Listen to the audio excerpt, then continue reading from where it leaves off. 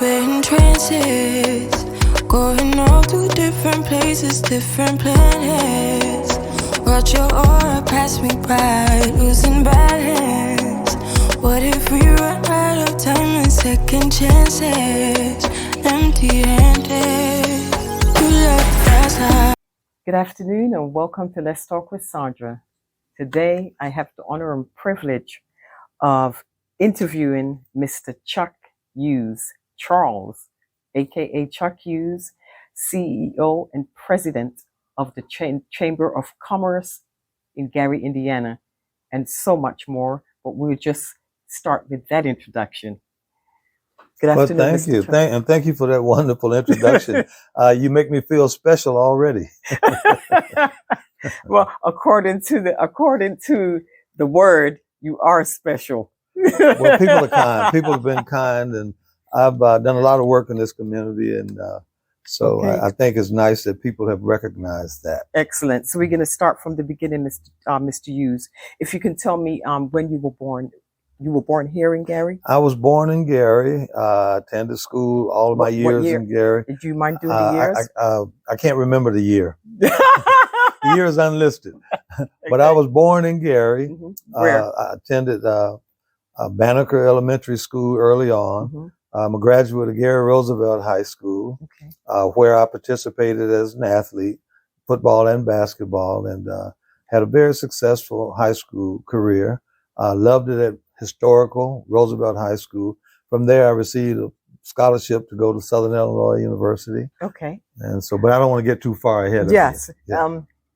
Let's But yeah, start. I was born and raised You were in born Gary. and raised in in Gary. fact, I lived in an If area. you don't mind, Mhm. like what year were you growing up in Gary? In the 40s, in the 50s, in the 60s? You don't have to give the exact. You know what I mean? Yeah, primarily in the 60s. In the 60s? 50s, late 50s, 60s. Initially, I lived in an area called the Small Farms. I don't know if you're familiar with the Small Farms. I've heard about the Small Yeah, Farms. it's an area that's west of Grant Street. Mhm. Now they have different things there, but before, What was there? before there was nothing there, but just houses, weeds, unpaved streets. Really? We were in the Small It Farms. was almost like a country. It was like the country. In fact, when I grew up, I stayed in a household actually with 4 different families. It was Really? my grandmother and grandfather, absolutely. My mother, my father, my siblings. I had an aunt with 7 children. My grandmother and grandfather. I had 2 aunts and an uncle, and we all lived in the same house, but we never felt like we were poor. We slept maybe 5 or 6 deep, and I slept with my cousins, but we had plenty. We had chickens, we had hogs. My grandparents were avid fishermen. We actually used to own a little spot in Vandalia, Michigan. We used to go up there and fish, and all the neighbors would want us to. We got back, all the neighbors would come down to get fish from Mrs. Really? Phillips, who was my grandmother. So yeah, Mrs. Phillips. I respect my humble beginnings, and that's how I started. So you lived in a house or an apartment? We lived in a house with all those folks. We had a big house. We were like Was we were like it the a built Cartwrights. house or a purchase home? 'Cause back Oh then, no! people My built their grandparents had purchased a home. It was purchased a a big home. house.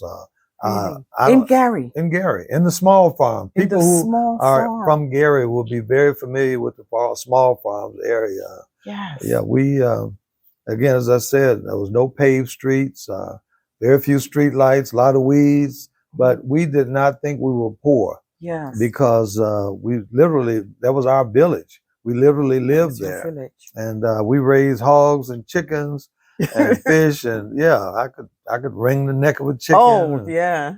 Hey, we And defeather the chicken? were country. In fact, going to high school, we were teased a lot. Really? Well, because we'd have to walk on sometimes through muddy streets or dusty streets, and we'd get to school and they'd call us farmers. We had dust all over our shoes. The girls would take a separate pair of shoes and change in their lockers so as not to be teased. Wow. But I wouldn't trade it for the world because it was a close community. Yes. And it was, and you have to remember your humble beginnings so that you can Absolutely. appreciate when things Absolutely. become a little bit more So prosperous. your elementary school would have been, you Banneker. I went to Banneker. Banneker. Banneker Banneker High exists now, yeah. Banneker still But exists. it was not in the same location. Banneker, when I went to Banneker, was on like 23rd and Arthur Street. Really? Yes. And where is it now? Now it's in Miller.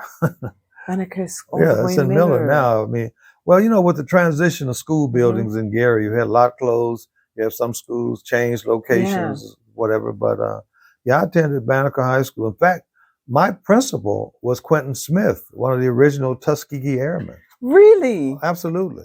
In fact, if you go by the Gary Airport and you take the little road coming west to the Gary Airport, it's Quentin P. Smith Highway. It's dedicated to him. He was my principal. He was your principal. That is awesome. Did you? He was your principal to you all growing up. He was just a regular principal. He was just, for all we knew, we were a regular principal. I don't know whether he was modest. No infamous thing about him or not. They didn't share with us, but we later found out that he was one of the original Tuskegee Airmen. Gary has so many famous people. And then from elementary school, you all have elementary, middle, you had middle school? I didn't go to middle school. Really? I went to Roosevelt from the 7th to the 12th. Later on, people were going to Beckman Middle School, but I went straight from elementary school to Gary Roosevelt High School. Really? I went there from the 7th to the 12th, so I was a part of that rich tradition at Gary Roosevelt for quite a while. Yes. And if I could say something about Roosevelt, I'd like to tout my school. Yes. Roosevelt was built in Midtown for black people. It was all black high school. Really? I mean, up until the time it closed several years ago, it was all black high school. It was built for that reason, sort of to keep most of the blacks in Midtown. But here's what happened, though. In that, we benefited greatly, and I'll tell you how. You know how we benefited? How? Because all of our teachers and administrators, they couldn't teach at the outlying schools, surrounding schools either. So most of our teachers they were all black. So most of our teachers, you could actually pick from the cream of the crop. Most of our teachers had master's and doctorate degrees. And so we all received a quality education.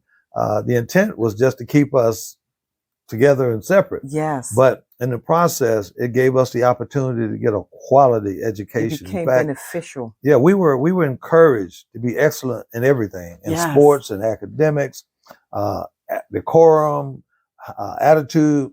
I mean, Roosevelt students set the standard. And if you could talk to anybody in Gary about that, I don't care what school they went to, they will reference Gary Roosevelt. In fact, it is now on the historical landmark. Is it? Oh yeah. The school, the building itself can't be torn down. It's a historical landmark. I'm so happy to hear that. It's a beautiful school. I have driven past there because I did a tour with James Piggy, and I saw the school, and it's a beautiful, beautiful building, exquisite building. Absolutely. And I saw the sports field, and you played sports there. This right here. This is Roosevelt. That was at Roosevelt. Oh, excuse me. That was at Roosevelt. And I'm looking at you at B number 18. That's correct. That was young Chuck Hughes. Number I think well, now you're looking at years, but now I was a freshman. I think then that was our freshman or sophomore team. That is a huge football team. Yeah, and now they can barely get kids to come out and play. But we had participation in every sport. Look at that. Yeah, we had participation in every sport, and it was very competitive. Yes. Because we were the black school, and it was a time where we didn't have cell phones and video games and those things. So everybody aspired to be an athlete. Really? Absolutely. So if you were a performer on a Gary Roosevelt football, basketball, track team or whatever, then you were a pretty good athlete. Yes. So you all played against a lot of white schools. We did. We played not a lot. But we played the Gary. See, at that time, and then I am really dating myself, but at that time, Gary Roosevelt was the only all-black high school. Tolliston High School had very few blacks. Frable high school had blacks. But out in Glen Park, Lew Wallace, Horace Mann, those schools and Miller, they were all white. Really? Those are all white schools in Gary. Absolutely. It wasn't until Mayor Hatcher, right before Mayor Hatcher became mayor, that Gary even passed an open door law, where you could move. For those We didn't schools. go to Miller. We didn't go to Miller Beach. Blacks Yes. weren't pretty much weren't allowed to go out there. Yes, yes. We didn't go out there. Did Now you, you did can you freely. mind? We didn't know any better. You didn't. You so it didn't. It wasn't. It never affected your It life. never affected us because where we lived in Midtown and where I grew up in the small farms, I mean, we had our corner stores, the doctors and the teachers and all of the professionals lived in Midtown at the time. So we had everything that we wanted. We just had no perception of the outside world. In fact, I probably, myself and other athletes, we had more exposure than the average black youngster in Gary because we played sports. Yeah. Had we not done that, we would have just kind of been a part of our environment. But it was a great environment because, as I said before, at Roosevelt High School, excellence was what was encouraged at every level. I mean, we had to have the best band, the best teams, behave the best. People would tell you about the school itself. Yes. The lawn. You couldn't walk on Roosevelt's lawn. Really? I don't care if it was Saturday or Sunday. Really? It looked like a golf course. It was immaculate. The schools, the halls, pristine, clean. Here's what our principal would do to tell you how disciplined we are, because we were encouraged to be disciplined because we didn't want people to think that we were black and we didn't know how to behave or carry ourselves. And so it was, if Roosevelt High School existed now as it did then, it would be a prestigious black academy that you'd probably have to pay $50,000 or $60,000 a year to attend for all of the things that it embodied, it imbued in us. That is outstanding. We'd be at an assembly and we were all in the auditorium and we could chat a little bit or whatever. You know what the principal would do? He would literally go to the microphone on the stage and do this. And you could hear a pin drop after that. It wasn't like, may I have your attention? Will you please quiet down? Yes. Immediately. He would come sometimes and sit in the back of the classroom and just watch the teachers and the students. Yes. What was his name again? H. Theodore Tatum. Theodore Tatum. And then later, my last couple of years at Roosevelt, we had a principal who was the assistant principal after Mr. Tatum resigned. His name was Warren Anderson. But that was the standard at Roosevelt. That's why that school wasn't just picked to be one that everybody would rave about. It was because of the success and the standards and the demand for excellence. I remember having textbooks that were stamped with other schools. They were hand-me-down textbooks. Yes. But you know what our teachers would tell us? What? The printed word is the same. Yes. All we have to do is learn what's in there. Absolutely. And we did. Absolutely. And so, as I said before, I wouldn't trade it for the world. And that's what we need today. It just seems like, first of all, we need to recruit more teachers, especially of African American descent. Absolutely. Because, and I mean this in no way, in my opinion, it just seems as though there's a certain way that a black child needs to be taught or handled, in my opinion. Well, your opinion is valid because think about this. That's why we have HBCUs. Yes. Because you can learn the curriculum, but as far as the social norms and the cultural part of it, and that's part of an education as well. Yes. Often you need to have someone who can relate and maybe share the same experiences. Yes. So again, as you pointed out, it's not a racial situation. Yes. It's just that in society, sometimes when you're trying to deliver a message and you're trying to teach someone, if you can relate, you know how to present it to them. Absolutely, absolutely. And I really, really think that we need to make it a big part of our culture to encourage our kids to go and learn how to be teachers, to become teachers and principals and nurses and doctors, because we need them. We need them to carry on. Absolutely. What? I mean, there's no question. People like you and others have put a stamp on, in my opinion. So, 1964 is this picture. This right here. Is this a high school picture as well? This is a high school picture right here. I was a member of a very successful Gary Roosevelt basketball team. In fact, we were number one in the state that year. We were upset in the state finals, but we were number one. We didn't know anything other than being the best. That's what we were taught. and several of my teammates went on to do great things as well. Really? Like who? Well, Gerald Irons, one of the guys on there. Which one? Gerald Irons, right here. He played 10 years. Here? Yeah, with the Oakland Raiders. Really? Yes, he did. Played 10 years with the Oakland Raiders. Absolutely, he In did. in what year? Like in the 60s? Yes, he played 10 years with the Raiders. Really? This guy here, Willie McCarter, This one here? Right. He was the number one draft pick of the Los Angeles Lakers. Really? He went to Drake University, later became a 2-time All-American at Drake, and he was the number one NBA draft pick for the Los Angeles Lakers. Most of us went to college and participated. Is this James Piggy? No. His name is David Payne. Familiar? His name is David Payne, and he was our manager. But David Payne is actually a lawyer in Chicago. Wow, So, it's like I've seen his face. we set a standard. That was our coach on the right, Louis Bo Mallett. Roosevelt's basketball gym was named after him. Really? Yeah, Louis Bo Mallett Gymnasium, and so quite a lot of successful guys. Quite a lot. That came out of Roosevelt, aka. Are you familiar with Kimberly Robinson, the trustee, Kim Robinson? Yes. You know her? Our trustee? I don't personally know her, but I do know her. Okay. Well, if we go back to this picture, this is her dad. Really? Jerome Robinson, who was a teammate of mine. In fact, he probably hit the most famous shot that was ever hit in Gary. He hit a shot with 1 second to go. This is a championship tournament that we participated in, and he hit a shot with 1 second to go to have us advance in the state finals. Isn't that something? But that's the Calumet Township trustee, Kimberly Robinson. That's yes. Yeah. Okay. A lot of history here. A lot of history. So once you left, what I like the years, because it helps to paint. I graduated in 1966. Okay, and then I went on to Southern Illinois University. Still at Illinois University. I was a Saluki in Carbondale, Illinois. That's my college. One of my college pictures there. Now I have a question. Because you went to an all-black high school, right? All-black team, and now you're in college, and you're. We were minority then.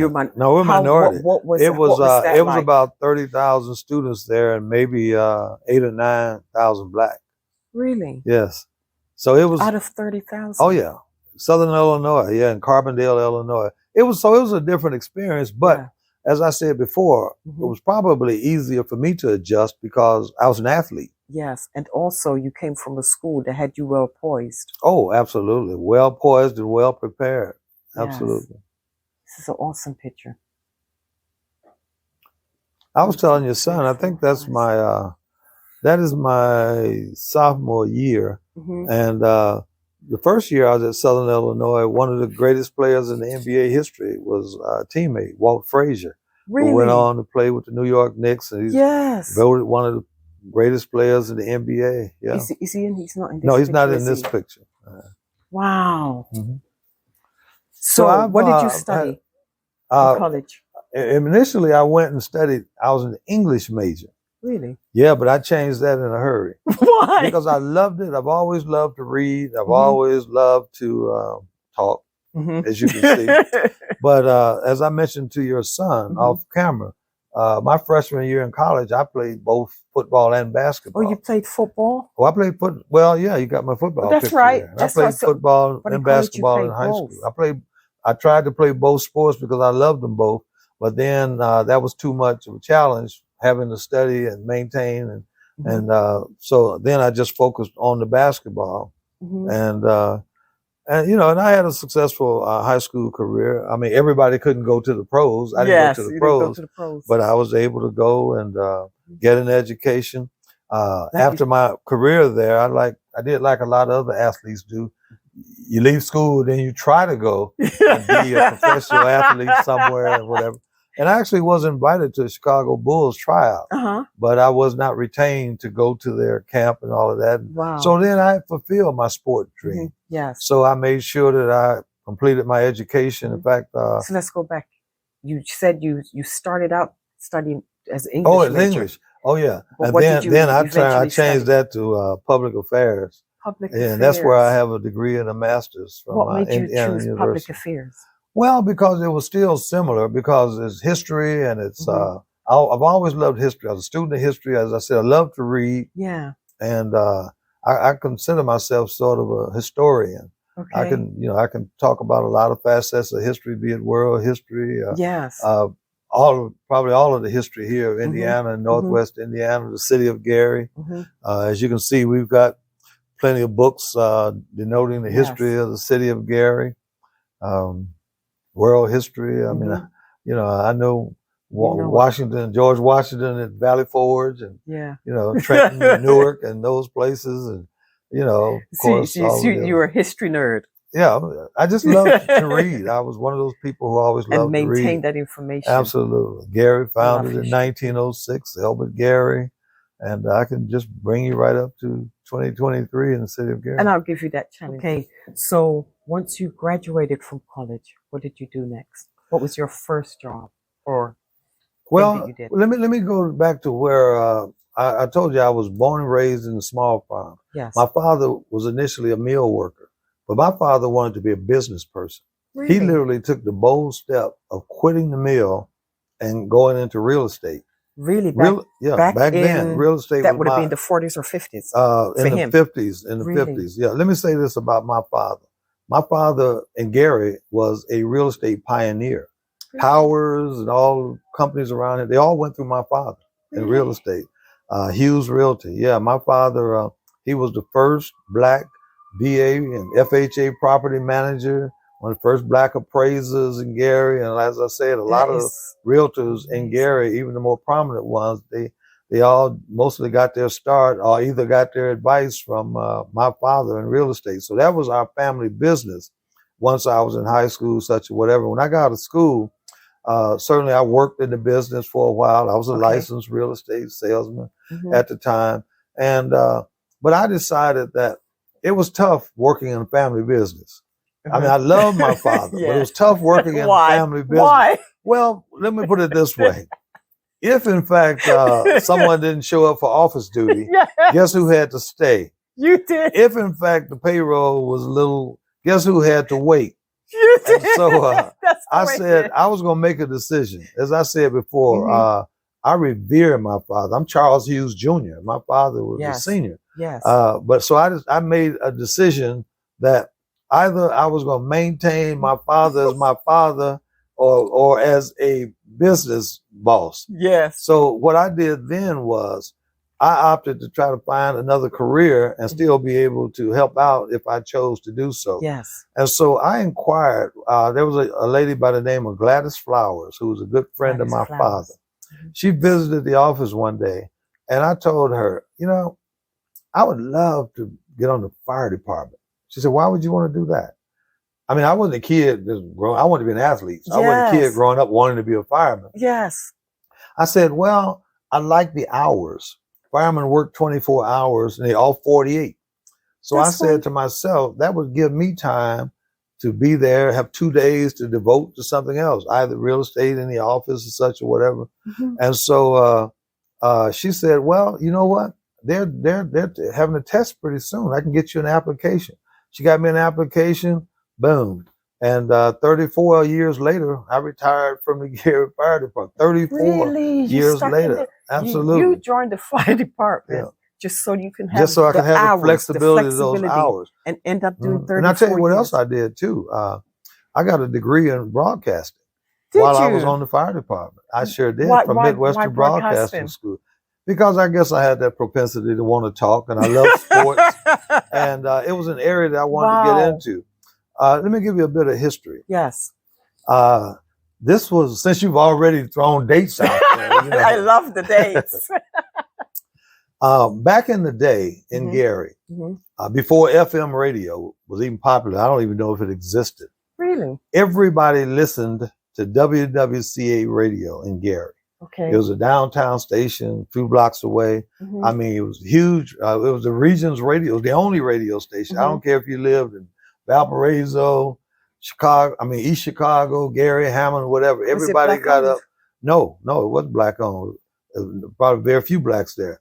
Everybody listened to WWCA radio. I mean, they probably had a 30 or 40 member of sales staff. They had UPI, AP machine. I mean, it was a real station. And so when I got out of broadcasting school, I went and applied for a job there. In fact, let me give you another bit of history. I was actually the 4th black hired there at WWCA Radio. The first person was a lady by the name of Vivian Carter. You familiar with her?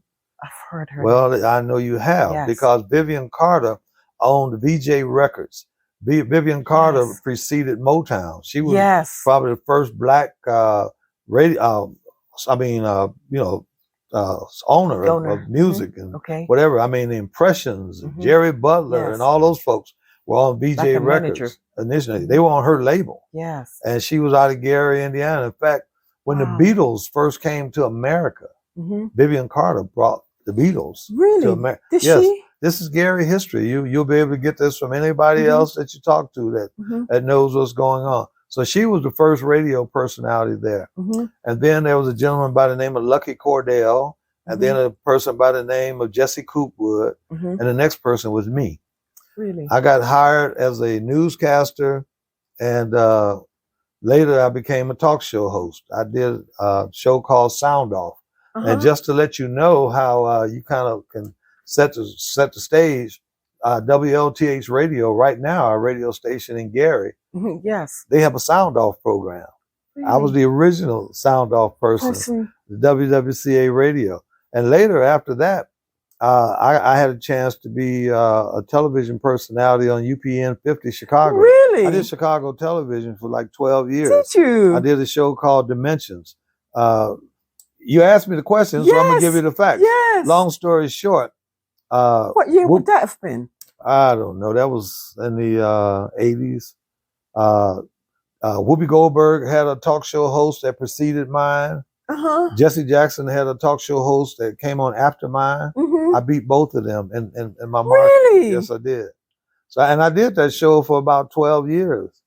So what was the name of the show? It was called Dimensions. Dimensions. Yeah, it was what you're doing now. It was an interview show. Really? And we would have every topic, any topic. I'd have a guest, and we just talk about whatever. I asked the question. I was doing asking the questions.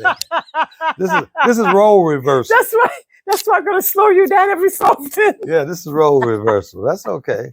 And so I've been involved. I've had a history. So you would travel to Chicago? No. Where was your home? I lived here. You lived here. And when I was at WWCA Radio, it was right down the street. And then my talk show was filmed here in Gary. Really? It was filmed in Gary. Where? Sometimes it was filmed at the Genesis Center. The Genesis Center. Yeah, it was filmed at the Genesis Center. Other times it was filmed on location. But and once in a while I did have to go to Chicago to the studio, depending on if we had to accommodate a guest. But because it was a show focused on Northwest Indiana, then the crew would come in and I'd do my show with my camera people like you and my PD, program director. And how long did you do that for? Almost 12 years. Really? I had a long run on Chicago television. Really? Yeah. People would watch it. It came on early in the morning. I mean, you had to get whatever hour you could get. Pretty early. But I think it came on at 7:30 or 8 o'clock. A.M. In the a.m. Yeah. But people watched before school. Yeah, people watched it before school, and people would wake up and turn it on as they're getting ready for their work day or whatever. So I had a real big audience. Isn't that something? It was a good time. It was a good time. Yes. So getting back to then the fire department. The fire department. As I said before, this is really funny. It really prepared me for my radio and television career. You know why? Why? Because firemen are probably one of the toughest audiences you'd ever want to get. Really? And so if I had an assignment to practice interviews or practice doing commercial spots or whatever, I'd get the guys to sit on the couch and I'd do it in front of them, and it's nothing but jeers and boos and whatever. So I figured if I could talk to them, I could talk to anybody. Yes. And so what it did was it gave me the confidence that, let me put it this way. If I was on a dance floor by myself, someone would have to probably change my diaper. I'd be so scared. But right now, if you said there was 20,000 people there. You run out I there. had to go and talk to them for an hour. I would say, well, just tell me what you want me to say. Wow. Let's go. Isn't that something? So I think it's a gift from God, and yeah, absolutely. and so that's what I've been able to do, and it's helped me in this job, because if you ever come to any of my luncheons or whatever, people really they rave, they marvel at the Gary Chamber luncheons. Okay, so you fireman for 34 years. 34 years. I was retired. a Gary City Councilman for 16 years. Really? Did you know that? No, which at large, at over large. the whole city. In fact, one year I even gained more votes than the mayor in a race. Really? Who was mayor at the I time? was always. How many mayors did you go through? I started with Mayor Barnes, Scott King, Rudy Clay. Yeah, three mayors. Yeah. Now, 16 years. Tell me this, because for me, I've just moved to Gary. It's been almost less than a year, and this is what I see. Under those, while you were councilman at large, I know people. What did you see? When did you start seeing the change in Gary from here, this time, this generation here, to current? When did you, and what did you start seeing? Well, I'm gonna tell you, it's not as much as what I started seeing. I can tell you what happened. Tell me what happened. All right, Gary at one time. In your opinion? No. This is not my opinion. Okay, this is facts, because I was living here. Gary at one time was a population of over 200,000 people.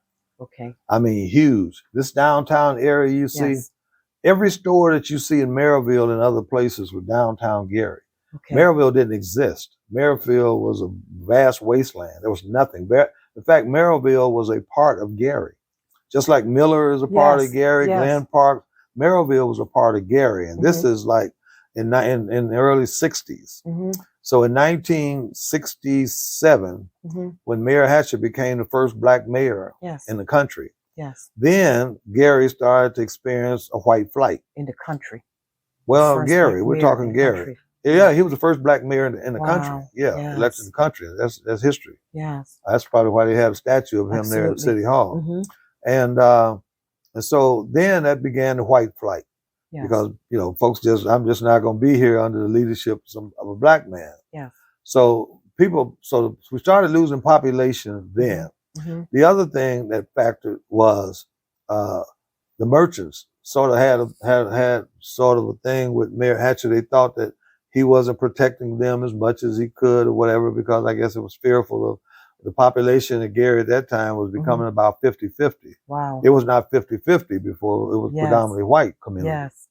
And so when the people left, and then when the businesses started to leave, I mean, we had Sears, Goldblatt, Penny, all of the major chains, all of those storefronts you see were thriving business. All along Fifth Avenue, businesses, stores, such or whatever. People would come from Chicago and other places to window shop in downtown Gary, come for the nightlife and the entertainment. Gary was busting.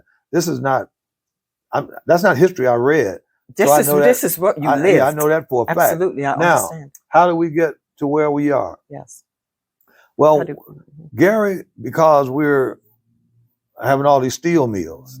Yes. We had several steel mills, not just U.S. Steel. Tons. The whole lakefront was lined with different steel mills or foundries or steel finishing plants or whatever the case might be.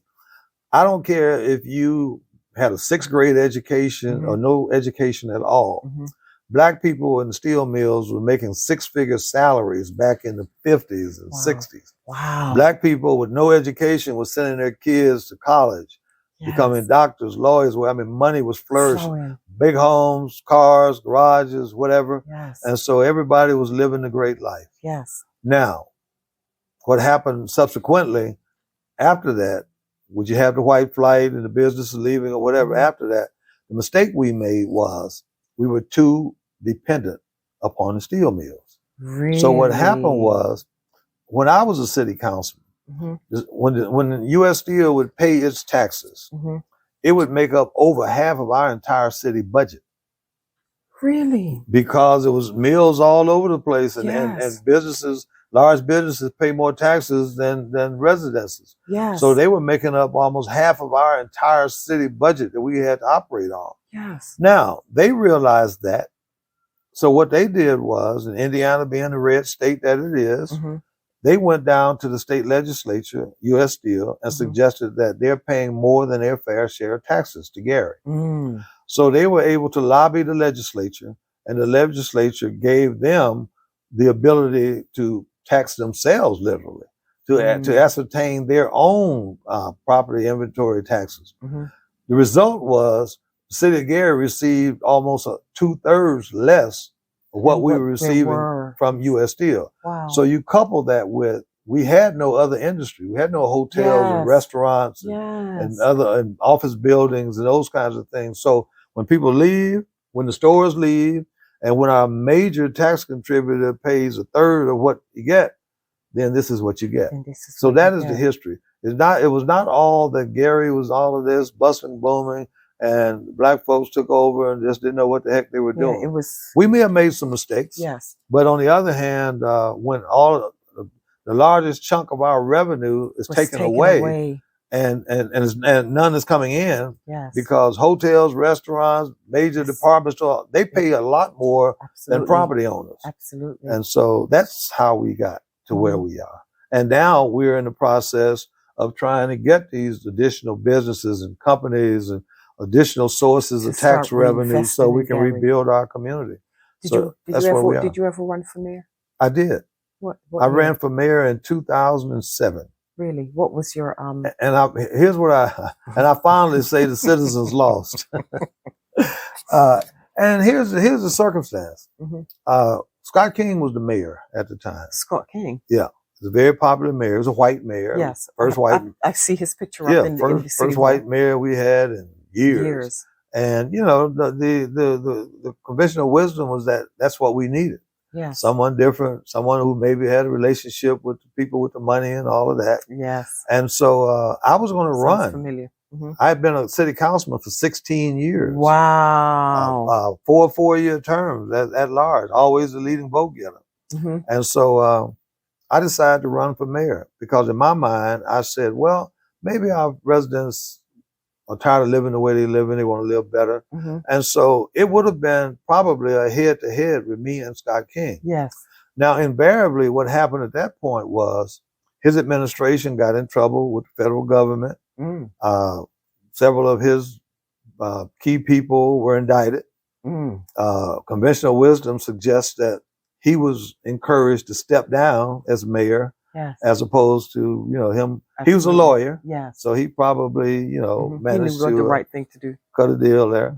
But so anyway, he was encouraged to step down. And so when he stepped down as mayor, then he had over 2 years left on his term. Wow. And so there had to be a replacement person. Yes. And the replacement is the person who would be replaced. It would be determined by the Democratic Party precinct organization. Really? Well, Rudy Clay, who was a county commissioner, he was also the chairman of the Democratic precinct organization, the county chairman. He was a city Democratic chairman. So if they're determining who's going to fulfill that term, then they voted him. Yes. Now, what happened then, that would have still been okay. Yes. But what happened then was a lot of the other folks then felt like he was vulnerable. So it wasn't a one-on-one. Yes. Then our past mayor, Cameron Freeman Wilson, jumped in the race. One of our current councilmen just got replaced, Darren White. So it was about 13 other people jumped in the race. Really? You had that many Yes. people running for mayor at that time? Because everybody was fearful of running against Scott King but me. Wow. But then subsequently, when he had to step down and the precinct organization, everybody jumped in. Everybody jumped in. So that's why I say I've been asked to run for mayor every year since. But you know what? Did you do it? No. That was the only election I was ever unsuccessful when that happened. Well, in 2008, this job opened up. Okay. So I auditioned for this job. You auditioned? Well, I was interviewed. Okay. Because there was like 13 or 14 people who applied for this Gary Chamber job. And I was not everybody's choice. Yes. Because there were board members who had a choice. There was some black people, some white people, some people in the city, people outside the city that applied. And so I was fortunate enough when I did the interview, they asked the questions. They say, well, here's the criteria we're looking for. Say, okay. They said we wanted someone well known in the community. We wanted someone who could give the chamber a high profile. Yes. And we wanted someone who had a relationship with the elected officials. Yes. Well, I mean, my God, I said, well, they wrote that job description for me. So Yes. I received the majority of the votes in the boardroom, presenting to the board, but it wasn't unanimous. Yes. And so I had some board members at the time immediately quit. Really? Yeah, took their business, took their membership, they quit because I wasn't their choice. Really? I found out that when I got here, that there was no executive director for 6 or 7 months. Really? It was a vacant position. They had already terminated the previous executive director. The only person here was Jan, my assistant. And she was doing the day-to-day things. And if there were checks that had to be signed, the board president would come and sign. So I inherited a job where I was not the unanimous choice. Had board members quit. I had one employee and had no money. Really? But you know what? We hit the ground running. We started. What year? That was 2008. That was the year right after I had run for mayor, and I had retired from the fire department too after 34 years. I was going to retire anyway because I was over the maximum amount of time to retire to receive a full pension anyway. And so, you know, I was ready to move on from the city council, thinking that I'm moving to the mayor's office, but I was ready to move on anyway. And so I never ran for politics just for the status of the position. Yes. I ran to make a difference. To make a difference. So if I wanted to have been a city councilman, I could have done that for life. If I'd run for mayor again, I'd probably have been interviewing me at some point as a mayor. Yes. But when I got here, see, here's the importance of this job. And that's why I'm glad that you're doing this interview. This is the education that I continuously try to give to people in this community. Yes. Indiana is a property tax state. Most of Indiana, the state of Indiana's revenue comes from property taxes. Really? Businesses pay more taxes than individuals. And particularly in a community like this now, with population down below 70,000, below 60,000 probably. So you got very few people paying taxes. Then you got a lot of transplants from Chicago and other places. These people are probably not paying any taxes. So now you know why a city is in the position that it's in. Yeah. Now, how are we going to get out of that? We got to attract business to the community. Absolutely. So I just felt a commitment to be here trying to make a difference in the business community as opposed to putting a shingle over there myself. I mean, don't get me wrong. From the mayor's office, you can kind of do a lot of things too. Yes. But this organization is dedicated strictly to business, promoting business, attracting business, trying to, get businesses to come in, have them stay, this, that, whatever. And so, you work with the mayor's office. Oh, absolutely. Work in conjunction, very closely. I have a wonderful relationship with the mayor's office. Absolutely. And so that's why I chose, once I got here, I saw the importance of this position. And nobody even knew we had a Chamber of Commerce for the most part. I'll say this. Now everybody does now. No, I'll say this. And that's why knowledge is power. Because I've been in business before in different places and then Maryville, different states, etc. I never knew that becoming a member of the Chamber of Commerce as a business person could help promote your business. Oh, absolutely. And help you in other ways, like give you resources. That's what we do. I never even knew that that was something that I could be a part of that as a business person. And I'm sure that I'm not the only one. Well, that's why the education is powerful. We need to really educate our business owners. We need to be in the school talking when we talk to our kids. And first of all, encourage them with entrepreneurship and let them know all the benefits and all the things they should do. Because in my opinion, every business owner in Gary needs to be a member of the Chamber of Commerce. Oh, I share your opinion. In my opinion, and I'm serious about your opinion that. is correct. Let me tell you. Well, what we do is the things that you say we do, and we try to do even more. We consider that value of membership. We don't want people to pay to be a member of the chamber, and then you get nothing in return. Yes. And so we proudly think that there's value in the membership. You make a good point relative to. I preach that all the time, that every business in Gary should be a member of the chamber. Absolutely. And I'm going to tell you why. Or I can give you a lot of reasons why, but I'm going to give Absolutely. you a profound reason why. Yes. Communities that have a strong chamber of commerce, Yes. the business community is the lifeblood of any community. Absolutely. When our elected officials want to go downstate and lobby for this, that, and the other, when you got a strong chamber of commerce, strong business community Yes. going, supporting them, then they're not alone trying to get some Absolutely. things done or get this done or whatever the case might be. Yes. And then member businesses can support each other. Absolutely. You can shop local. You can support each other. The service you provide may be available to somebody else. Somebody else is doing this. See, here's the deal. People come to our luncheons and they see how great speakers we have and how wonderful our they're networking luncheons. See, often you want to get to people have never met the mayor. They'll see the mayor at a luncheon. Someone wants to talk to somebody at NIPSCO that has more authority than a meter reader. Well, you might be there with one of the top executives of NIPSCO at our meetings. I'll tell you another thing too, that a lot of people don't know. We have different committees. Business is not just, ribbon cuttings, and we do that too. Ribbon cuttings and going to stores or whatever.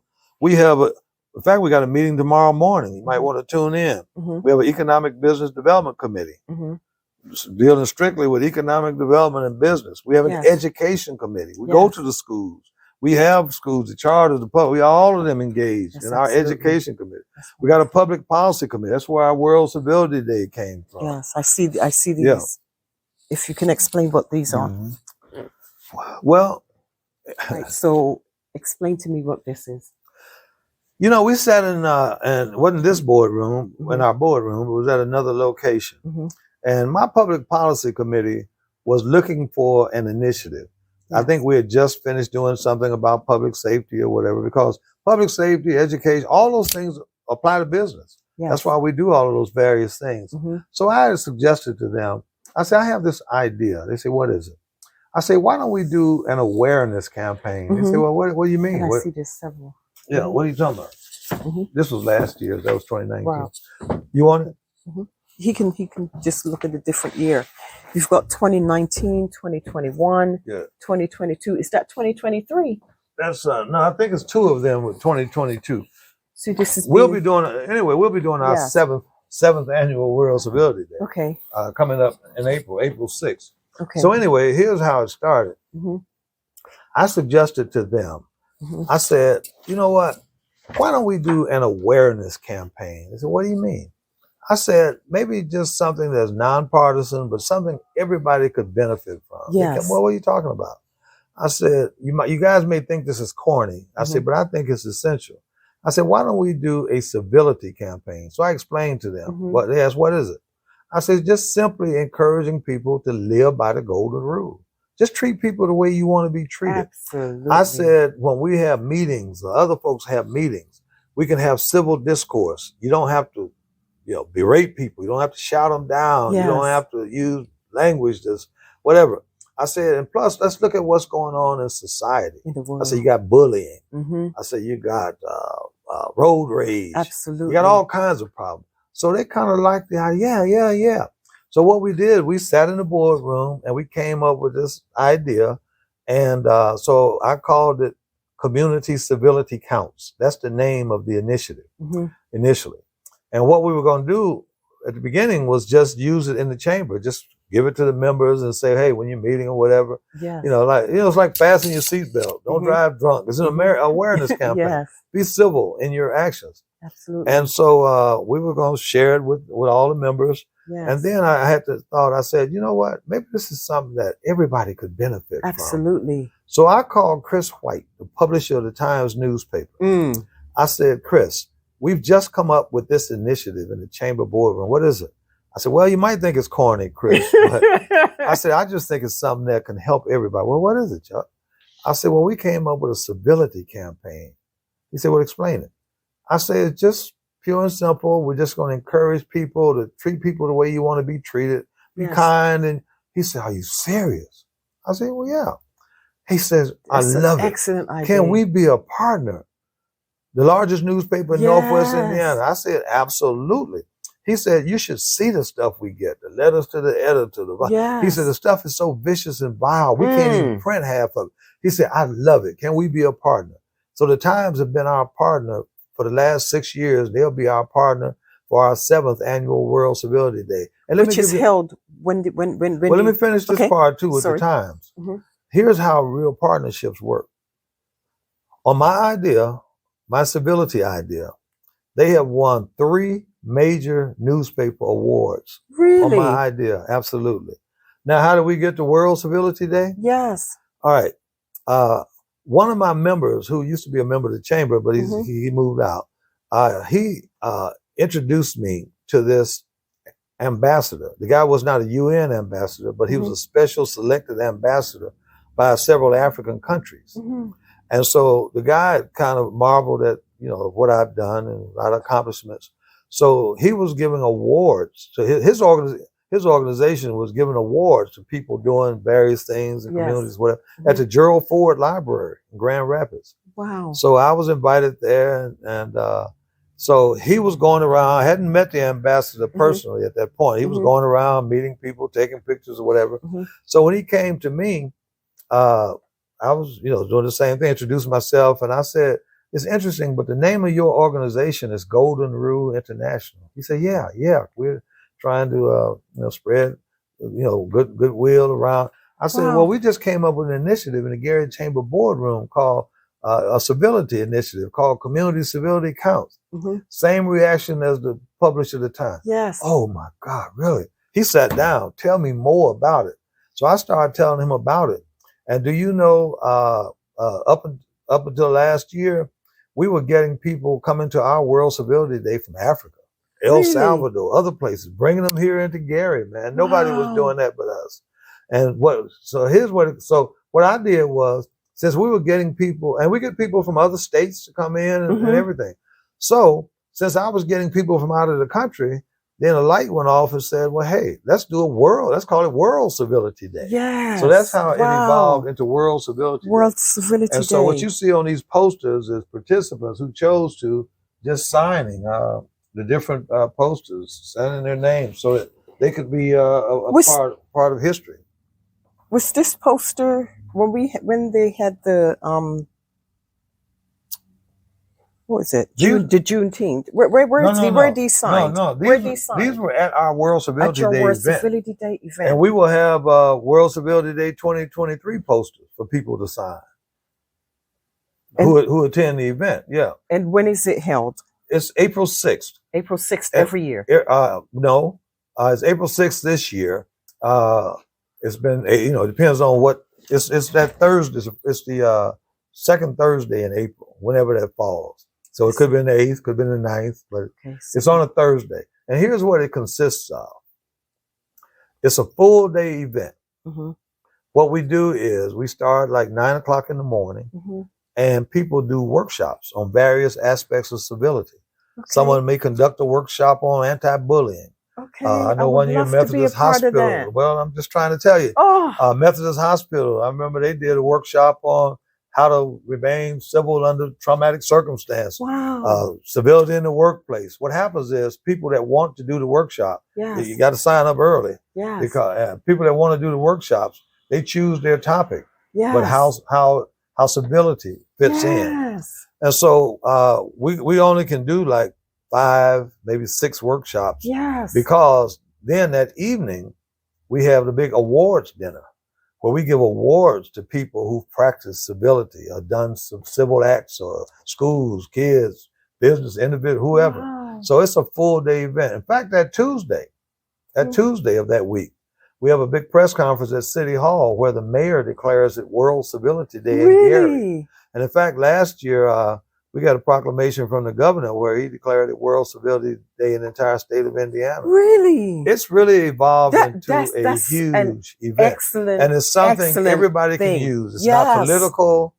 I don't care if you believe in a higher authority. It is everybody. And then look at what's going on. Look at all the animosity in Washington, D.C. Look at what's going on in our streets. Because World Civility Day is like perfect. I've heard it, like I've seen it on TV. Well, that's what we do. We're famous for it. We get people from all over the place that comes in. We got the mayor and the other folks. Everybody has signed this thing. People who sign it. So that's somebody there from Golden Rule International signed it. Wow. That is awesome. Yeah. In fact, last year, so many people signed it. We had 2 posters for 2022. Wow. And you will have an opportunity to sign the poster. I'm gonna sign. I'm gonna sign Jan the will posters. allow you an Absolutely. opportunity to sign it. In here. That's just some. Well, let me tell you. Again, I could write Looking a at book. some pictures, I mean, right. it's going to take too long. Just some key people in here that yeah. looks recognizable. Well, let me explain that. Because again, I told you I'm a student of history before I show you the pictures. Yes. All right. Now, you got to follow me now because I got to tell a story. I'm following. So all right, you're a young lady, but I was just barely born. But I'm going to take you back to the year 1955. Oh Lord, I wasn't even an egg yet. Well, 1955. Well, actually, I was born, but I didn't know much of what was going on then. But 1955. Yes, okay, I can see I'll it. set the tone for you. I can see it. Martin Luther King marched on Washington in 1963. The year Civil Rights Act was passed in 1965. That's right. This is 1955. Absolutely. Same year Emmett Till was lynched. Yes. Same year the church in Birmingham was bombed where the 4 little girls were killed. Same year Rosa Parks didn't want to give up her seat on the bus. Yes. Same year blacks were being lynched and cattle prods and hoses and beaten and lynched and all of that. Ku Klux Klan was flourishing. Yes. 1955. 1955. All right. In the state of Indiana in 1955, Indiana was one of the leading Ku Klux Klan states in the nation. Really? Oh yeah, just asking about it. It's part of our dark history. Yeah. Indiana was one of the leading Ku Klux Klan states in the whole. I mean, along with Mississippi and the rest of them, Indiana was known as one of the hotbeds of the Ku Klux Klan. So in 1955, Indiana is known for basketball. Hoosier hysteria. They love basketball. The story used to be said in every farmhouse, there's always a hoop. They love basketball. They call it Hoosier hysteria. Okay? In 1955, 2 high schools competed for the Indiana High School Basketball State Championship, held in southern Indiana, hotbed of racism. We're a red state. We're a red state then. We were just as red now. The schools were Gary Roosevelt. I knew you were going to call them. Indianapolis Crispus Attucks. You know what the significance of that was? Was it a white school, black school? No, you're close. You're half right. You're half right. I'm half right. What was it? I just painted the picture of the climate in that time. I understand. It was the first time in America 2 all-black high schools competed for a state championship. Really? Crispus Attucks was built in Indianapolis by the Ku Klux Klan to stop black students from going to the Indianapolis public school system. Gary Roosevelt was built so blacks could go to school in the inner city. First time in America. Now, in a state where they love basketball. So can you imagine going to southern Indiana? Yes. 2 all-black high schools with the hallowed story Hoosier hysteria. They were not very well received. Yes. And so you could imagine in our tournament, we got these colored folks coming down here to play. So they were not that well received. But it was history because it was the first time in America 2 all-black high schools competed for a state championship. Indianapolis Crispus Attucks won the game because they had the greatest player in the country at that time. Yes. Crispus Attucks was led by, I don't know if you're a sports fan, but your producer certainly is, by a guy named Oscar Robertson, the big O. He was like the Michael Jordan of his era. Of that time. Yeah, so they won the state championship. Gary Roosevelt was led by Dr. Dick Barnett, who was NBA All-Star, great player himself. He played on both the New York Knicks World Championship teams. He was, in fact, his number is hanging in the rafters at Madison Square Garden. So there was 2 future NBA stars on both of those teams. Yes. Now, have you been to Indianapolis? Yes. Okay. All right. Crispus Attucks won the game. I just told you what the environment was. Yes, 1955. You know where Monument Circle is downtown Indianapolis? It's right downtown where they monuments. It's a small downtown. You go around the little circle area, whatever. Okay. Now, Crispus Attucks made history by being the first black school in the country to win a state championship. You know what their celebration consisted of? What? They didn't have one. The city didn't honor them. Really? They had no parades. They had nothing. Really? Nothing. Did their own Here's what community happened. honor I'm them? gonna tell you exactly what happened. So they begged them. They said, well, can we at least have the traditional fire engine ride? They said, well, here's what we'll do. We'll let you boys ride a couple of times around Monument Circle, and then we're gonna take you back to your neighborhood because we don't want you going. Blacks can go downtown then. Wow. We don't want you causing no trouble downtown. Yes. So to make history and have no acclaim, that's how they celebrated. Yeah. And then Gary Roosevelt, they had a pep rally at the school. They were runner-ups, but neither one of them had a great celebration. That was 1955. Yes. But guess what? What? I like to paint the pictures when they're true. I love it. In 2013, yes, which is 58 years later, yes, I invited every surviving member of both of those teams to Gary. Did you? We gave them the celebration 58 years later that they were denied. Oh, you're going to make me cry. I brought people from all over the country. You know what people were saying even in Gary? Because Oscar Robertson is like one of the 50 greatest players, the Big O. They name awards after him. They said Oscar Robertson's not coming to Gary over Thanksgiving weekend or whatever. But you'll see in that book, Oscar Robertson came to Gary. They said, Dick Barnett, listen, I had to hustle, really hustle, because I thought that they were entitled. What made to you? Because I'm a student of history. Yeah. And I know that they made history, and I know these black folks never got the credit that they deserve. So that sat with you all these years? All these years. So I decided that at my Lakeshore Classic, which is another event that I do over Thanksgiving weekend, I invited them all back. I flew guys from Florida, New York, Connecticut. It was 6 surviving members of the Christmas Addicts team and 5 surviving members of the Gary Roosevelt team. We picked them up in style. We wined and dined them.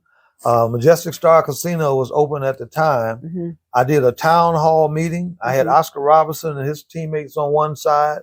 I had Dick Barnett, his teammates on the other side. And they were describing as 16, 17-year-olds exactly what the environment was and what they accomplished and this and that. And do you know they had family members, grandkids, siblings, folks fly in. They said we thought that they were forgotten. Let me give you another one. Let me give you another bit too. See, this is now you want history, I'm gonna give you history. In 1954, 1954, that was the year before. Well, Oscar Robertson was a sophomore. This is him right That's here? the Big O, yeah. Yeah. Oscar Robertson. Yeah. Right here. Oscar Robertson was a sophomore. Yeah. That's him. Oscar Robertson was a sophomore. And his team went to the state finals too. Now, Oscar was great. The next best player on his team broke his leg before they could play the game. And then one of the other starters was sick and couldn't play. So their team was depleted. So somehow a little tiny white school out of southern Indiana upset them that afternoon. And then lo and behold, that little school, because then you didn't have a shot clock. You could just hold the ball. Yes. And so they upset a team from Muncie that they wasn't supposed to beat. So this little white school won the coveted in little town won the Indiana High School basketball station. You know what happened then? Celebrated.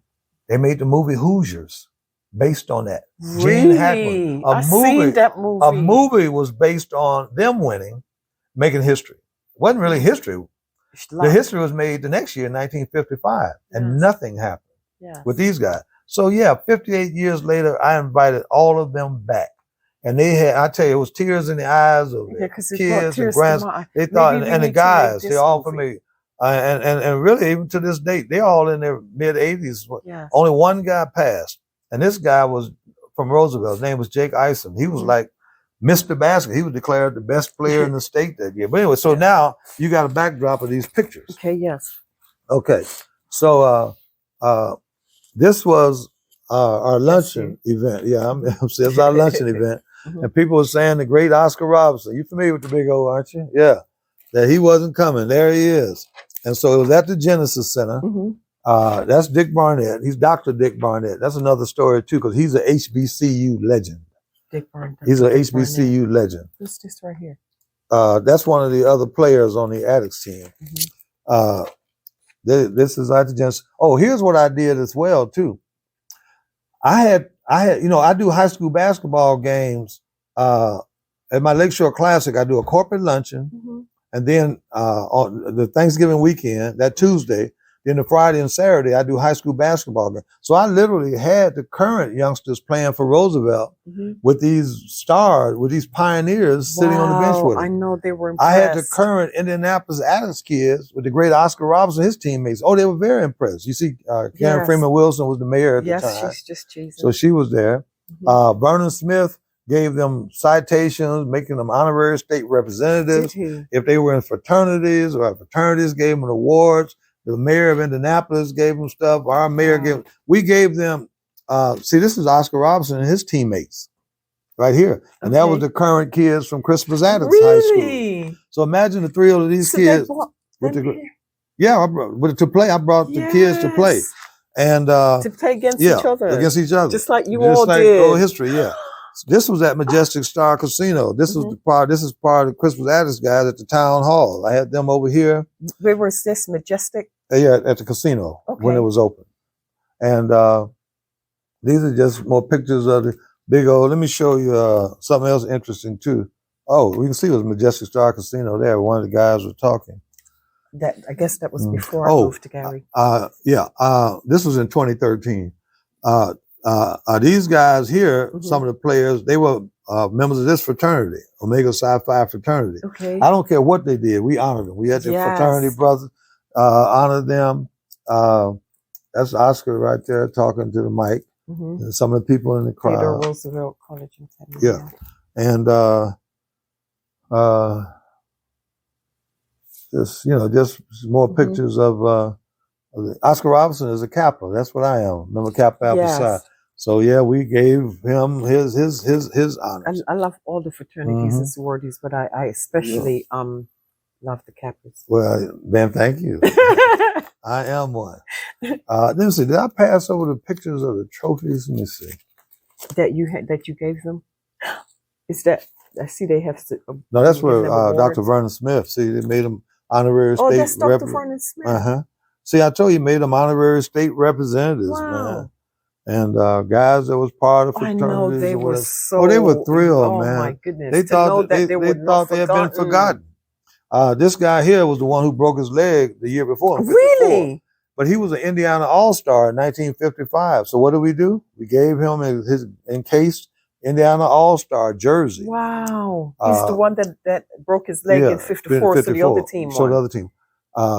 Crispus Attucks team was so great. They won in 1955. They won the next year undefeated in 1956 because they had Oscar Robertson still. So here's Vernon Smith, Dr. Smith giving Oscar his citation right here. And and here's what we did. Explain this. This guy here, Jake Eisen, as I say, he was Mr. Basketball. So you see he had the #1 jersey. Is he in that picture? That's him right here. No, is he in that picture over there? No, that's my picture. No, I didn't play with them. These guys are older than me. That's right. You said 1955. Listen, that's why I didn't want you to do any dates. See, you put me back there in 1955. Okay, go ahead. But see, Jake Eisen, he's the only one that's passed too out of the group. Really? But he was Mr. Basketball. So he wore the #1 jersey when the Indiana All-Stars played the Kentucky All-Stars. Yeah. So we reenacted everything. Gave him his #1 jersey. 11 and 25. This was Gary Roosevelt. This was Jake Eisen and Dick Barnett. So we retired their jerseys and gave them to the school. Wow. That's the principal we presented. So they put it in the Roosevelt High School trophy case. So that was their high school numbers. Yeah, my deceased son's football number was number 25 in his high school. Retired his number. Yeah, see. And so, we did. We laid it. Did it. Oh, we laid it out. Oh, here's the trophies. Look at that. Let me tell you this. They made history. That's Oscar holding this trophy. They made history. You know where this trophy is right now? Where? In the Indiana High School Basketball Hall of Fame. Really? Listen, I wanted to reenact the trophy presentations, all of that. So I requested to them if I could use the original trophy. I want everything. They say absolutely not, Mr. Hughes. We don't loan out our artifacts. They're part of our blah blah. I started telling them the story, the history, the significance, what it means to those guys. You can see how that's the trophy's of glass now. That's the original trophy in 1955 that Oscar is touching it, right? He probably Yes. hadn't touched this trophy They since he won was that 16 trophy, years old. Yeah. and now it's in the Hall of Fame, and they weren't even Because they made celebrated. history. They didn't celebrate it then, celebrating now. That's the original trophy they won as 16 and 17-year-olds. And I was able to get the runner-up trophy out of Roosevelt because hey, my picture's on the wall over there. That was my school. Is this the runner-up trophy here? Let me see. Right here. Yeah. Mm-hmm. That's the Right Roosevelt people. So it's the same. Yeah, that's the run-up trophy. Wow. Original trophy. See how this guy, his name Willie Mayer, he smiled and said, "Man, I haven't seen this trophy or touched since it. I touched it since all those years." You know, touched But it one time and then it was we taken. gave them the history that they did not get. That's Ed Charbonneau. He's a state senator right now, one of our state senators. You familiar with the Shy-Lights, the singing group? Yes. Well, that's Marshall right there, the leader. Marshall. Really? Marshall was there. Oh, I So love that's the me Shy-Lights. and Dr. Barnett posing with Senator Charbonneau. Mm-hmm.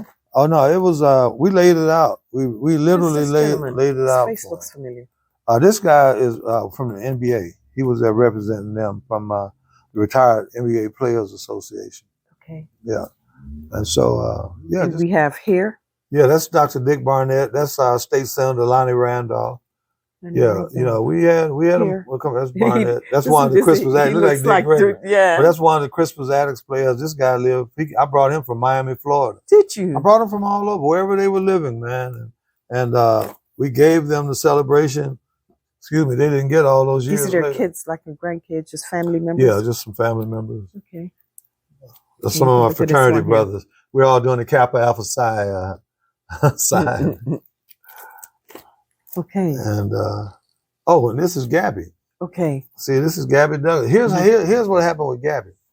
Gabby had just won the all around, and the team made history at the Olympics.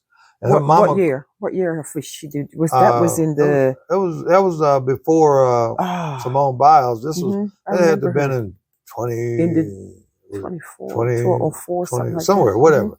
But anyway, she was the darling of the Olympics, Gabby Douglas. Yes. And so her mom called me and said, "Chuck, Oprah is calling, Obama is calling, all these people are calling. Can you put something together for my family and friends?" And Gary, I said, "Absolutely." Really, because her mom, her mom was from Gary. Now, Gabby was born in Virginia. They live in Virginia. So this is the event. This is her mom. This is me greeting Gabby at the event. And this is all of this is where was this held at? At the Genesis Center when it was open. When it was open. Yeah, that's me and Gabby there. The Genesis Center back. That was the mayor at the time, her and Gabby. And again, now Jan always say this is my most famous pose. My mouth is always open. And I'm interviewing Gabby here. Wow. Through all these pictures. I haven't thought about her in years. But she was Miss It. She was the darling of the Olympics at that time. Yeah. All that gold. And you know what was interesting about that? Where people say they're scared to come into Gary or whatever. Yes. It was primarily white people. Because their kids in these gymnastics classes and school. Yes. Gary wasn't dangerous then. They were delighted to come. And really, Gary isn't that dangerous, now. Anyway. Gary is, we got our twos and few we got a bum rap. Yeah, that's a whole nother story. And I can say that from being a resident of Gary. One of our council members, giving a council proclamation to Gabby. Wow. Rhonda Brady, you will see her in the Hall of Fame book. She was you don't have to go to that yet. I know, but I've got to hold it. Yeah, you don't have to go to that yet. I've got to hold it. Yeah, she was in the Olympics as a 15-year-old. That's why she had the picture. Earlene Rogers was a state senator. That's Suzette Rags, our city clerk. So they were all there because it was a huge event. Oh, let me tell you about this one. Yes, that's a Michael Jackson lookalike. That's a great lookalike. Yes, it is. You can see Jan actually posing with him there. Well, let me give That's his mom. Well, let me give you another bit of history. The first time Michael Jackson's kids appeared in public, outside of maybe LA, the Gary Chamber hosted a 3-day event for Mrs. Jackson. Really? Listen, I'm showing you, I can tell you. So as you can see, that's Mrs. Jackson right there. What I did was I had a prayer vigil on a Friday. So Mrs. Jackson had sent some gentlemen here to try to help organize it. And so they really couldn't get it done. They asked me. So we decided to do it. I said, we did a prayer vigil on Friday. They said, well, I know you can have some churches and some schools or whatever. You got any, any celebrities that I say, well, I know Reverend Jesse Jackson very well. I said, I can get him to Really? come out. So I got him to come to the prayer vigil. Did you? Oh, absolutely. And then I did a dinner for Mrs. Jackson at Majestic Star Casino. I have an artist friend. His name is McDowell. The guy is out of Birmingham. He did the Thriller album for Michael. He's the illustrator of Mrs. Jackson's book. He did a lot of the sculptures of the Temptations and folks like that in the civil rights deal or whatever. And so I told him I was hosting Mrs. Jackson. This is McDowell right here. Yes. She knows him well. So I had him do this sculpture of Michael that he presented. He did that on the spot.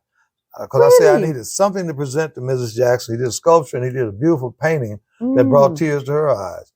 So you can see here, he and this guy, they're making this presentation of sculpture, Mrs. Jackson hugging McDowell. And you can see the three kids. And these that's are the Paris, 3 kids. that's Blanket, and that's Prince. Yes. First time they appeared, Gary Chamber of Commerce. We could write a book. We're history. Absolutely. And so This is their. then you go over here. This is the painting. And Mrs. Jackson loved it. You know why she loved it? Because most of the time when she get family pictures, it's just the Jackson 5. Yes. He's got the whole family, grandkids, Everyone and there. everybody. She literally loved it. He had prints of it too. He was autographing for people. Then I took him to Roosevelt High School because you always want to get the kids involved. And so he did an assembly. He was telling the kids of all the famous people he had painted and all the work he had done with the Jacksons. So kids being as precocious as they are, one of the kids said, well, okay, let's see what you can do. So the principal gave him a marker and an easel. So he had kids come up out of the audience and say, all right, let me see what you can do. Just scribble anything on the page. Whatever they scribble, he instantly turned it into a work of art. He is so talented. You see what he's doing here? He's doing a caricature of those kids in their notebook on the spot and signed it for them. Wow. It's my friend Ron McDowell. Yeah, now, Miss Daniels was the governor of Indiana. Miss Daniels never came up here for nothing. He thought that everybody up here was crooks. Republican governors don't get any votes up here. The Gary Chamber of Commerce got him to come up here. You know how? How? Because I've been a long time member of the Indiana Black Expo Board of Directors. So every year in Indianapolis, I would see him. So I encouraged him to come. He said he wasn't coming. A couple of weeks later, Jan gets a call from his office and said the governor is going to appear for us. I said, great. So we had about 800 people at the Jensen Center. Republican governor, see Gary Chamber welcomes Governor Miss Daniels. And so that's what we do. We broaden our horizons more than the average person. You know, Absolutely. Rudy Clay was the mayor, and this guy Bill Masterson was the publisher of the Times newspaper at the time. And you can see Jan McFadden was the CEO of Methodist Hospital. Roosevelt Haywood, one of our insurance guys. So many distinguished. Oh, absolutely. Oh, Mayman Powers Realty. They're doing work now on the Obama Library. Really? Yeah. Yeah. And and what I did was too, since I had the governor, Bowman High School won the state championship that year in their class.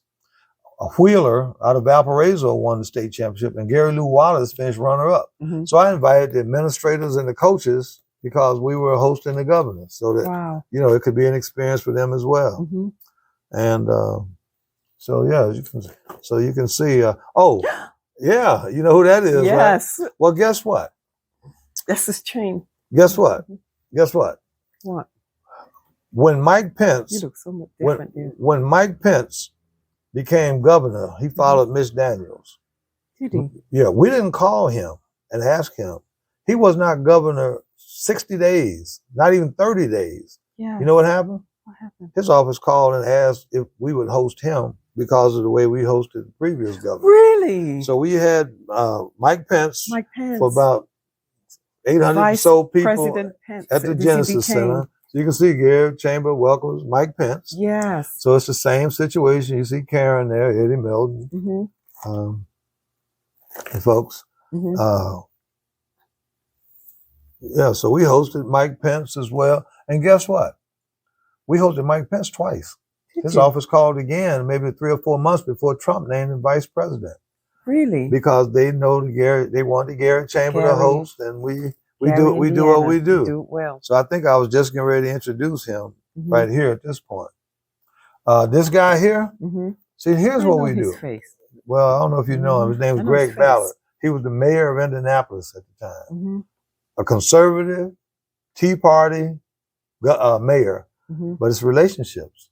Yes. I didn't come up here, and he was a Mhm. speaker at one of our chamber lunches. Now I was telling your son, I don't know how much you know about sports, Mhm. but the greatest coach in the NBA Mhm. right now, winningest coach of all time, is Greg Popovich. Mhm. That's him right here. He was a guest at one of my luncheons. Yes. That's the great That is Greg Popovich. him. In fact, Senator Charbonneau gave him the Sagamore the Wabash. That's the highest civilian award that the governor presents. Wow. Mayor Clay at the time gave him a presentation. So we Mhm. gave him similar respect that we gave Mike Pence. Mhm. In fact, he brought two of his players. This guy here, George Hill, is currently Mhm. playing.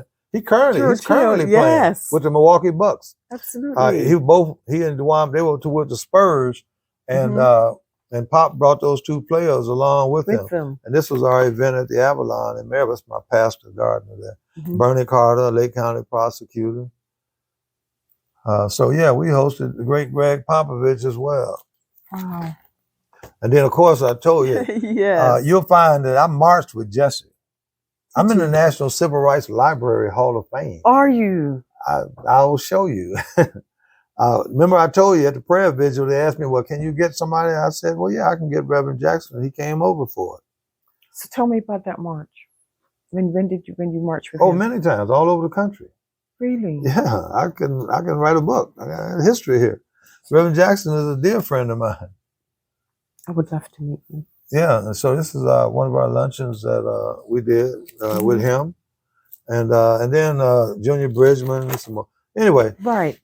So you want to know about the Hall of Fame? Yes. This is All right. We decided with the Gary Sports Hall of Fame. We just did that last year because Gary has such a rich history in sports, and people were clamoring for a Hall of Fame. And so I worked with some folks and helped to establish Gary's first Sports Hall of Fame. And I'll tell you where it's located. Okay. It's located at Indiana University. You know where that beautiful new white building is on 35th? Uh-huh. On the east side of the street? Yes. You walk in there, you will see the Gary Sports Hall of Fame. In fact, there I am there. I'm vice president of the Hall of Fame committee, Earl Smith. It was Earl Smith's vision. But of course, I went out and was able to get Indiana University and probably raise most of the money. But so yeah, I was very key in establishing Gary's. Can I read a little bit of it? Sure, Gary Sports Hall of Fame. Okay, greetings and welcome to Gary Sports Hall of Fame inaugural introduction ceremony. It is said that your individual talent is God's gift to you. And what you do with that talent is your gift back to God. Amen. The paramount goal of the Gary Sports Hall of Fame Center around a vision that includes a purpose directed towards recognizing and honoring former athletes, coaches, officials, and participants who achieved excellence in the sports arena. This excellence enhanced the image and creatability of Gary, and the Gary Sports Hall of Fame is making certain that these individuals are not forgotten. Always included in our inner thoughts are two of our original founders, former Lake County Commissioner Roosevelt D. Allen Jr. and attorney John S. Dahl, who helped to establish us as a 501c3 non-for-profit organization and helped us overcome some of the major obstacles that stood in our ways. We are thankful to Indiana University, Bloomington for their endorsement of Indiana University Northwest to become a collaborative partner which manifested a positive direction towards the fulfillment of the vision of the Gary Sports Hall of Fame. I also offer my heartfelt thanks to our board of directors, Chuck Hughes, Arlene Rogers, and Al Hamnick, Fred Mitchell, and John Stroder for having and sharing this sincere passion towards the successful reaching of the goal of the Gary Sports Hall of Fame organization. There has been a full commitment towards working together and the diversity this board brings has been a proven positive factor in all currently associated accomplishments. This Friday, July 29th, 2022, has brought into reality the vision from our incorporation date of November 14, 2014, as we recognize and honor 12 well-deserved inaugural honorees into the Gary Sports Hall of Fame. It is great knowing that every year there will be a deserving honoree, and having your input enhances the purpose of our vision. That is beautiful. Mm-hmm. That's such a beautiful thing. Yeah, people love it, man. Because there's so many famous people in Gary. So we have here, I met him yesterday. Remember, Jamal, we met him? Kenny Mama? You met him? Oh, yes, the Chancellor. The Chancellor. Mm-hmm. And there's our current Jerome A. Prince.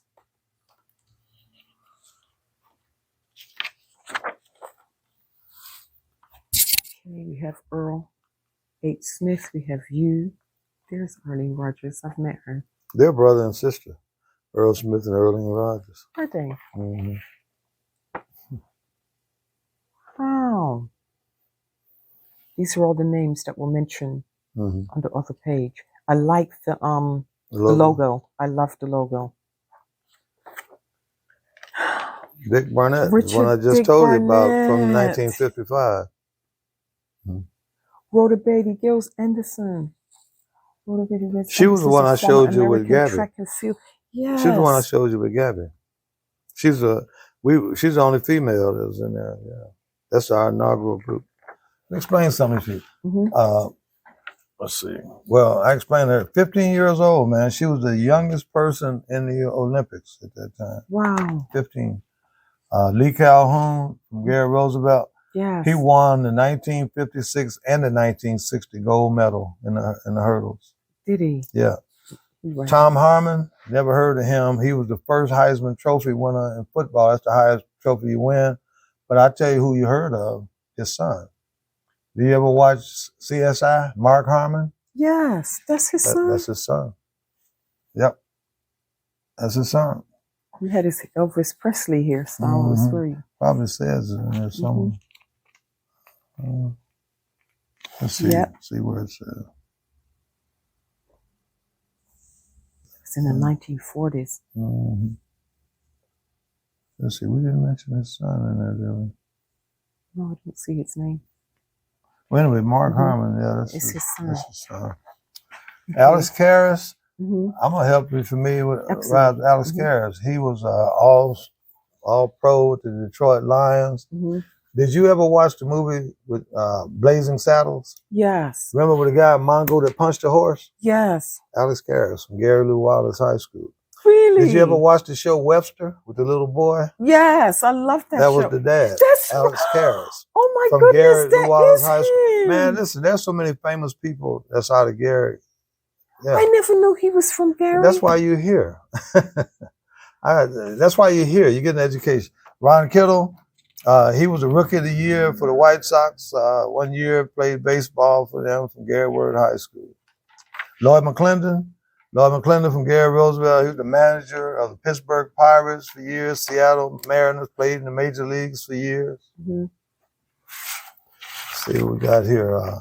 Glenn Robinson, called him the Big Dog. He was the state champion in basketball, Mr. Basketball. He was the top overall pick in the NBA draft. He was the first player picked in the NBA draft. Hank Stram, he was a CBS announcer, coach of the Kansas City Chiefs in the first Super Bowl. Wow, look at the years. Famous people from Gary. From Gary. Yeah. George Taliaferro was one of the first blacks in pro football. In fact, he was a star. They just did a documentary on him. Really? Indiana University. They have a statue in Bloomington of him right on the campus. Really? You heard of Fred the Hammer Williamson?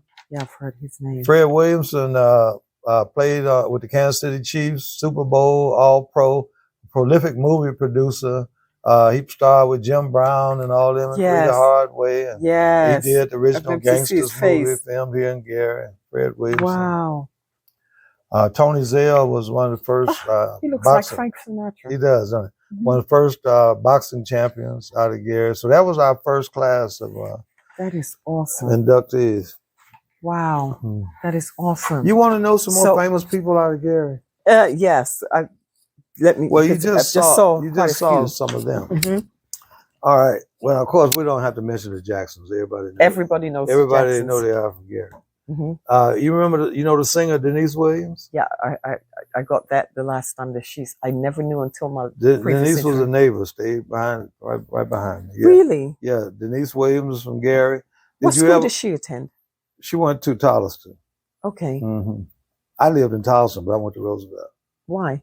because I wanted to go to Roosevelt. Really? So you Yeah. had to get special permission? No, I had to cheat and go. Did I went you? yeah, you had to go in your district, but I went to Roosevelt. Yeah. Wow. And let me give you some more. Mhm. Did you ever used to watch the show Spencer for Hire, Robert Ewart? Yes. And then you see this man called Hawk. Yes. That's Avery Brooks. He graduated with me from Really? Gary. Yeah, Gary Roosevelt. Yeah, Avery Brooks. In fact, he Really? was Sergeant Cisco or Captain Cisco or something on Star Yes. Trek. Well, Avery Brooks. Wow. Yeah, he graduated from Roosevelt. Oh gosh, man, the list. I mean, even from the Hall of Fame, then the list is tremendous, man. It's tremendous. Did you? He wouldn't know unless he watched reruns. Did you ever used to watch the show What's Happening? Yes. he knows Remember what's Raj happening. wore the glasses? Yes. Ernest Thomas from Gary Emerson. He's from. Yeah, Really? from Gary. Yeah, fraternity brother of mine, good friend. He was He's a Raj in Kappa? the series. They rerun and Raj. Yes. But he was Raj, wore the black glasses. Mhm. Ernest Thomas is from Gary. I mean, He's a Kappa? He's a Kappa. Wow. Yeah, there's more. Yeah, there's more. So a lot of rich history, man. Yes. Rich history. You know what comes to my mind as I talk to you and other, I call you all veterans of Gary, Indiana, Yeah, we're old. is when I hear about all the famous people that came out of Gary. If they can afford it, I would love to see them invest some money into Gary and help Gary to rebuild, especially business-wise. I don't know how they can do it, maybe through the commerce, or maybe set up a special fund or something, because to me, it's so important to give back, especially, like you say, where you started from.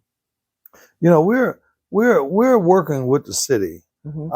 I don't want to get ahead of anything until it Mhm. actually happens. Mhm. But we're working with the city, and we're talking to some major investors, developers, or whatever. Yes. And we're really prayerful that these people are going to really step up and help Yes. us get started. Yes. And I think if they do, I think if people see something Yes. happening in Gary, Mhm. then I think because of the love of this city Mhm. and the people that you talked Mhm. about who are flourishing and Yes. prosperous And from you here, from Gary? I think they'll all be willing then to come in and participate and contribute in one way or another. Yes. And, So I think we just have to get the ball rolling. That's what I hope happens through the city of Gary, And the talking mayor about and the seeing, chamber. I've suddenly, since I've been here, I've started seeing changes.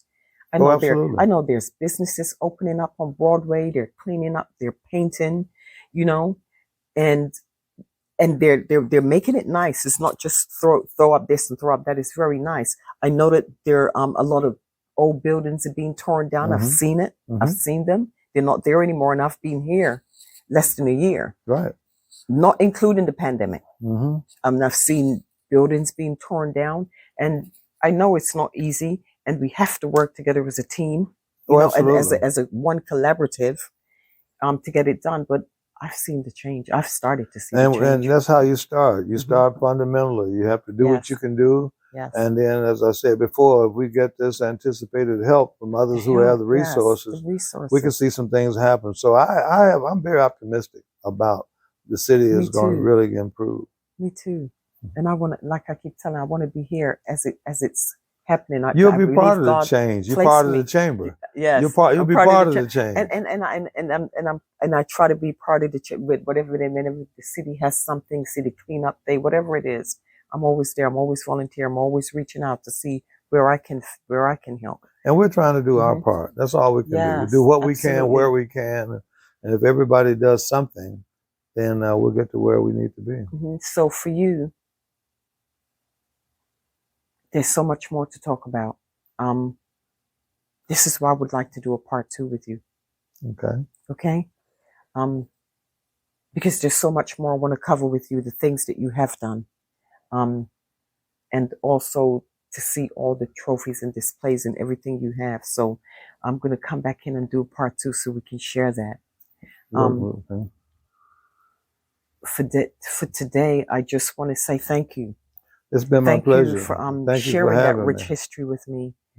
Thank you for loving Gary the way that you do. If everyone should love their hometown. Absolutely. And I want people to know, because the perception of our community is not the reality. It's not the reality. And I want people to know. Let me tell you, we'll end this on a little funny story of how I do, folks. I get people from Chicago all the time. They want to come here and meet Chuck. We want to maybe want to invest in Gary, want to talk to you, see what we can do, this, that, whatever. And invariably, some of them will say, you know, Chuck, I want to come to your office. Is it safe? You know what I respond? Yeah. Jeez, I tell you, man, if you could get out of your Chicago neighborhood, you'll be fine here. And that usually ends the discussion. I say, man, if you could just somehow get out of your Chicago neighborhood, which is true. Black people, white people, anybody can walk down these streets and nothing will happen. People won't even pay any attention. Absolutely. But the perception, see, Gary was the murder capital 1 year. Yes. 1 year out of his history. Yes. But I guess because we're a majority minority community, the perception is always that, and it's just not true. Because people always who's been a murder capital probably more than anybody? Places like New Orleans. Yes. Places like where people won't hesitate to go. And we don't even have to mention what's going on in Chicago. Absolutely. So, But that's another thing, too, that the chamber is doing. We're doing image enhancement, man. We're encouraging people. We're showing people. We get people here. We let them see that we're not how we're depicted. Because perception has to change because businesses can't be afraid to come in. And I had a wedding chapel, which I still want to have, and it was in Maryville. And it's closed now, but any business that I want to do, I want to do it in Gary. And I get a lot of people saying, why you want to do Gary? Yes, because I believe that Gary deserves to have good, quality, nice, high quality businesses. That's the standard. That's the standard we need to go for. And people don't need to be afraid to come and put nice businesses, nice, pretty storefronts.